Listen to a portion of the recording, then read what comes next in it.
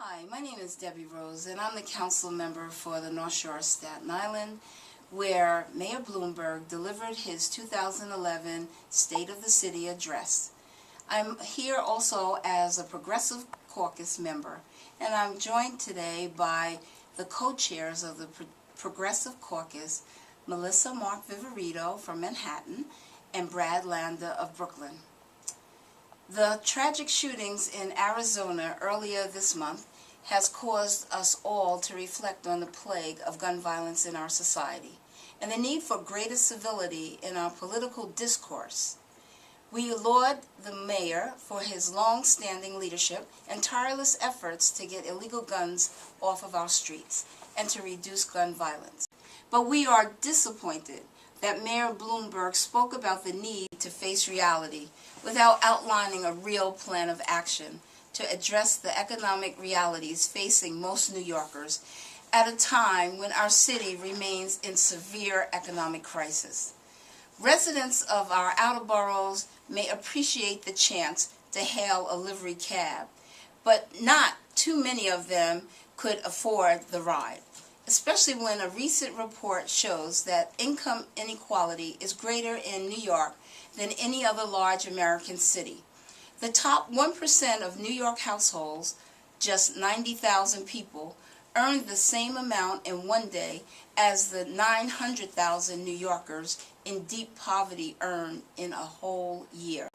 Most New York City workers and their families have experienced very little real income or wage growth over the past 2 decades, and high unemployment continues to plague our city.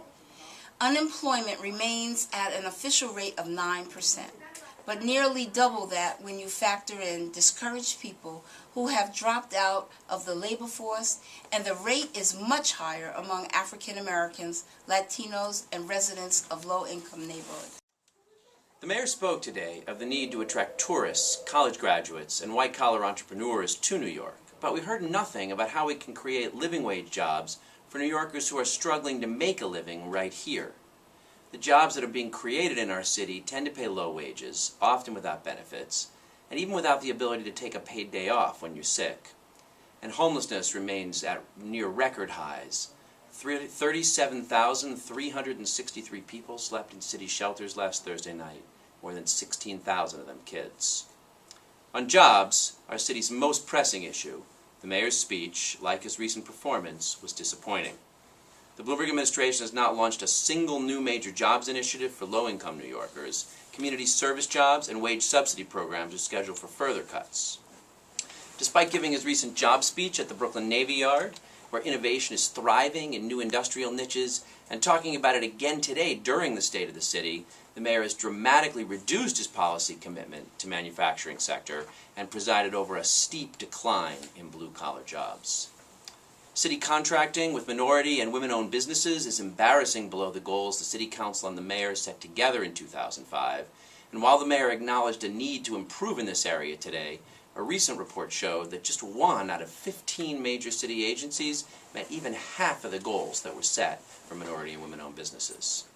The mayor has also opposed and stalled consideration of living wage job creation requirements, even when the city is providing millions in subsidies to for-profit corporations and real estate developers.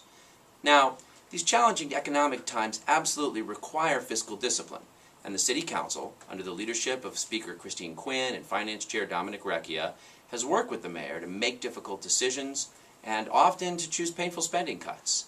But we need a fair approach that keeps our city strong and asks for shared sacrifice, not balancing the budget just on the backs of the poor and the middle class. Mayor Bloomberg said no today to any new taxes, but our current tax structure is unfair and regressive. That's why the Progressive Caucus has proposed a temporary income tax surcharge on household incomes over $250,000 to recapture the windfall that congressional Republicans won for the wealthiest 2% of households. Mayor Bloomberg has been the chief defender of these very households, and he's opposed regulatory reform of Wall Street, despite the fact that it was Wall Street speculation that cost us millions of jobs in the first place. The mayor today asked nothing of Wall Street or the wealthiest New Yorkers, and for sacrifice only from public school teachers, police officers, librarians, and the working and middle-class New Yorkers they serve.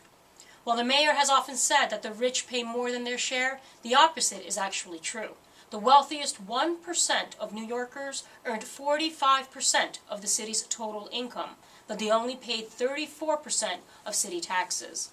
Our plan would make our tax structure more fair, raise $8 billion to address state and city deficits, and help us save core services like education and public safety, and allow us to create the jobs we so desperately need.